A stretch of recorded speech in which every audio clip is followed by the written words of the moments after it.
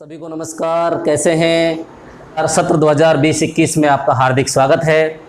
आज हम सत्र के पहले दिन डिजिटल रूप से आपसे मिल रहे हैं, क्योंकि हमारे देश में और पूरे विश्व में कोरोना नामक महामारी ने बहुत भयंकर रूप से पैर पसार रखा है। इसी को देखते हुए राज्य सरकार और केंद्र सरकार ने निर्णय किया है कि 31 जुलाई 2020 तक स्कूल, कॉलेज संबंधित समस्त शिक्षण संस्थान बंद रहेंगे। लेकिन साथियों और प्यारे बच्चों, इस विषम परिस्थितियों में भी आपको अपनी पढ़ाई से दूर नहीं जाना है, क्योंकि महामारी को एक दिन ख़त्म होना है, लेकिन आपकी पढ़ाई हमेशा काम आएगी। तो आप हमारे साथ में बने रहिए और देखते रहिए अपने ऑफिशियल यूट्यूब चैनल को, जिसमें हम आपको रेगुलर क्लासेस लेते हुए सारी चीज़ों को एज ए क्लास के रूप में, जैसा हम ऑफलाइन क्लास में बताते हैं, same to same online class में भी बताते रहेंगे।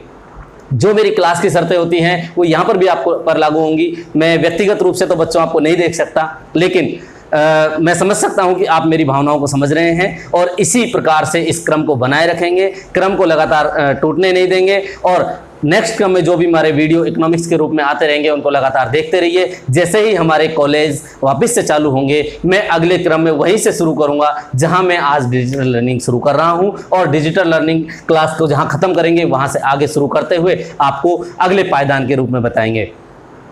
बच्चों, आज अपना 2020-21 का पहला दिन है और आज हम सबसे पहले क्लास को डायरेक्ट सिलेबस के पहले टॉपिक से स्टार्ट ना करते हुए मैं आपको फिर वापस उसी जीरो लेवल पर ले जा रहा हूं, जहां पर आप पिछले साल मेरे सामने ऑनलाइन और आमने सामने हम बैठ करके वार्ता कर रहे थे। अब यहां पर केवल मैं बोल सकता हूं, आप नहीं बोल सकते, आपकी मैं सुन नहीं सकता। आप अपने कोई व्यूज़ हो तो कमेंट बॉक्स में जाकर के कमेंट कीजिए, आपका जो क्वेश्चन होगा उसका जवाब जरूर मिलेगा।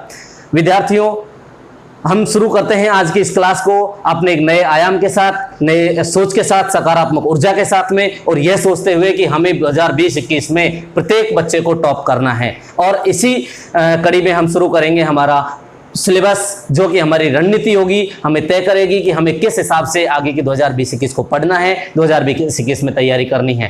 तो विद्यार्थियों, हम ये देखते हैं कि 2020-21 में जब हम चलेंगे तो हमारा बीए पार्ट सेकंड हो रहा होगा। क्योंकि आपके एग्जाम हुए नहीं, आपको बहुत बहुत बधाइयां सबसे पहले कि आप बीए फर्स्ट ईयर से अब सेकेंड ईयर में आ चुके हैं। आपके एग्जाम जैसे ही परिस्थितियां अनुकूल होंगी उसके अनुसार राज्य सरकार के निर्देशानुसार हो जाएंगे। इसको आप निश्चिंत रहिए, एग्जाम होते रहेंगे, लेकिन आपकी क्लासेस यथावत रूप से जारी रहेंगी। चलिए शुरू करते हैं। आपका पहला दिन आपकी सकारात्मक ऊर्जा, सकारात्मक सोच और इस विश्वास के साथ कि जो हम प्रथम वर्ष में गलतियां कर चुके थे, हम ऑफलाइन क्लासेस रेगुलर अटेंड नहीं कर सके थे, लेकिन उन क्लासेस को हम ऑनलाइन में अटेंड करेंगे, डिजिटल लर्निंग क्लास के थ्रू अटेंड करेंगे। तो शुरू करते हैं आपका पहला दिन, पहली पायदान और सकारात्मक ऊर्जा के साथ में बीए पार्ट सेकेंड का सिलेबस बच्चों आपके सामने मैंने ऑलमोस्ट लिख दिया है, लेकिन सिलेबस से पहले हमारे सामने ये पता होना चाहिए कि हम करने क्या जा रहे हैं। हमारे अंदर एक नया जोश होना चाहिए, जज्बा होना चाहिए कि किस हिसाब से हम नेक्स्ट ईयर को, जो हमारी गलतियां पिछले साल रही उनको हम भुला करके अगले साल में अच्छा कर सकें। तो हम सबसे पहले चलते हैं बीए पार्ट सेकंड के सिलेबस की ओर। सिलेबस मैंने यहाँ पर ऑलमोस्ट लिख दिया है, मोटा मोटी लिख दिया है, लेकिन उसको अपन विश्लेषण करेंगे विस्तृत रूप से। बीए पार्ट सेकंड में आपके सामने मुख्य रूप से 3 पेपर मैंने लिखे हैं, पेपर फर्स्ट, पेपर सेकंड और पेपर थर्ड। पेपर फर्स्ट की जब हम बात करेंगे तो पेपर फर्स्ट आपका होगा 3 घंटे का होगा, इसका ड्यूरेशन 3HRS मतलब 3 घंटे का होगा, और इसके मार्क्स होंगे जो 75 मार्क्स का पेपर होता है।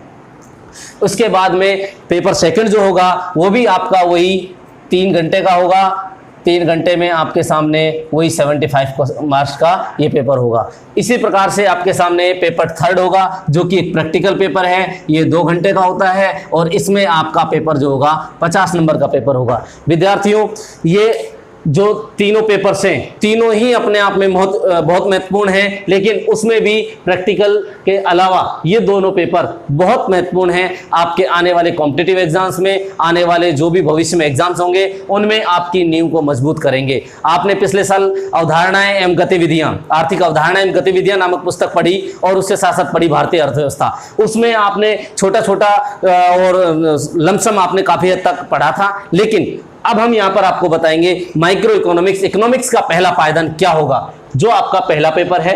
सेकंड पेपर के रूप में आपके सामने मैंने 2 पेपर लिखे हैं। अब आप सोच रहे होंगे सर सेकंड पेपर है नाम तो और पेपर दोनों हैं, तो इसमें आपके पास में ऑप्शन होता है बीच में और बोले तो अथवा।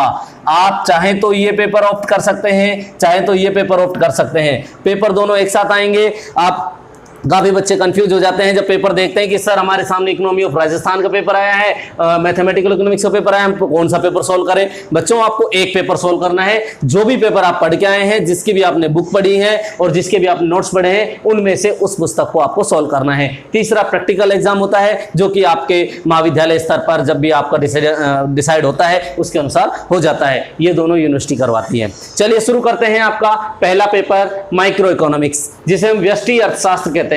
देखिए इकोनॉमिक्स के मुख्य रूप से 2 पार्ट तोड़े थे शुरुआत में। ये जब मैं आपको इकोनॉमिक्स का इंट्रोडक्शन बताऊंगा जब बता दूंगा। हालांकि मैं अर्थशास्त्र क्या है, इसके स्कोप्स क्या हैं, इसके बारे में इसका विभाजन किसने किया, इसके जनक कौन है, ये सारे पिछली क्लास में आपको बता के आ चुका हूं। लेकिन फिर भी मैं दोबारा यहां पर, जैसे हम पहले पायदान पर कंज्यूमर्स बिहेवियर से पहले माइक्रो इकोनॉमिक्स के बारे में पढ़ेंगे। तो माइक्रो इकोनॉमिक्स व्यष्टि अर्थशास्त्र क्या है, ठीक है। इसमें हम पढ़ेंगे टोटल 5 यूनिट्स आती हैं। 5 यूनिट्स में से आपका ये 75 नंबर का पेपर बनेगा, जो 15-15 मार्क्स ऑन एवरेज 15-15 नंबर के आपके सामने सारे क्वेश्चंस आएंगे।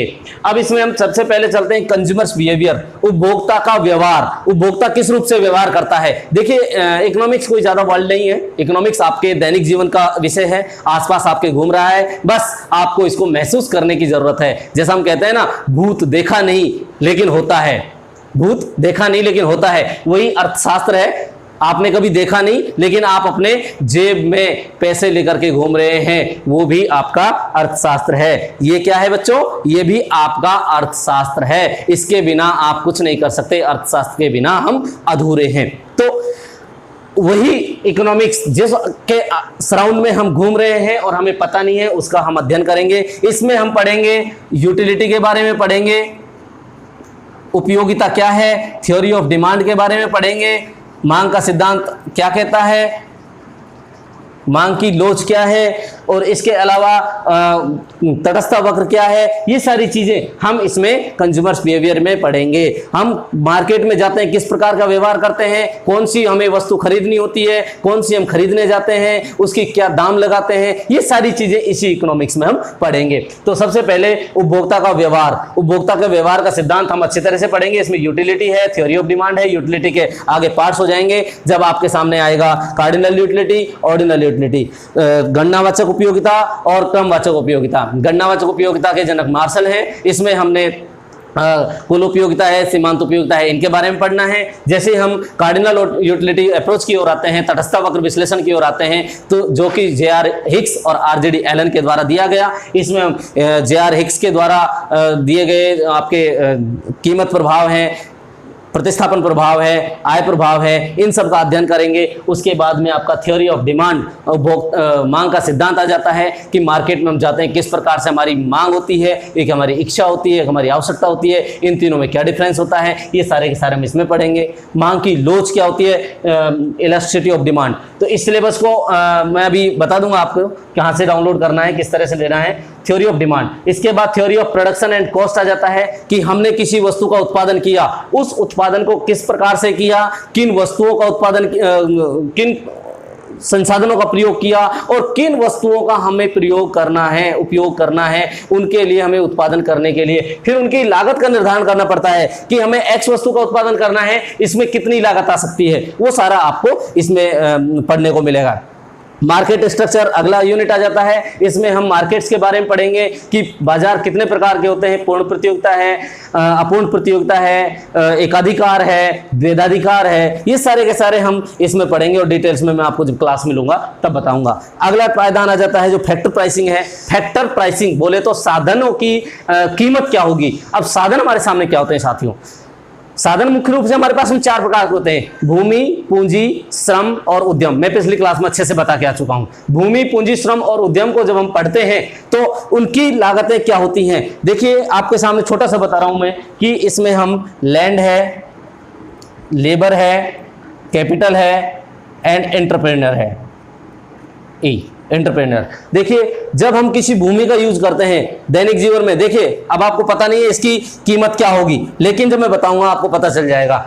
लैंड बोले तो भूमि, इसको हम भूमि कह सकते हैं, श्रम कह सकते हैं, पूंजी कह सकते हैं और उद्यम कह सकते हैं। जब हमने किसी वस्तु का कंज्यूमर्स बिहेवियर, उपभोक्ता ने डिमांड की, उपभोक्ता ने क्या किया, डिमांड की, डिमांड करने के बाद में वो कहाँ गया, इंडस्ट्री के पास प्रोडक्शन के लिए, प्रोडक्शन होने के बाद में उसमें जो लागत आई है वो लागत आएगी किसके द्वारा, फिर वो होगा क्या निर्धारण, फैक्टर्स की प्राइसिंग। जो हमारे साधन लगे थे, भूमि लगी थी, पूंजी लगी थी, श्रम लगा था, उद्यम लगा था। अब देखिए हम कोई कमरा किराया लेते, कमरे पर रहने के लिए लेते हैं, उसके लिए क्या देते हैं, हम किराया देते हैं। तो भूमि के लिए हम दे देंगे हमारा किराया।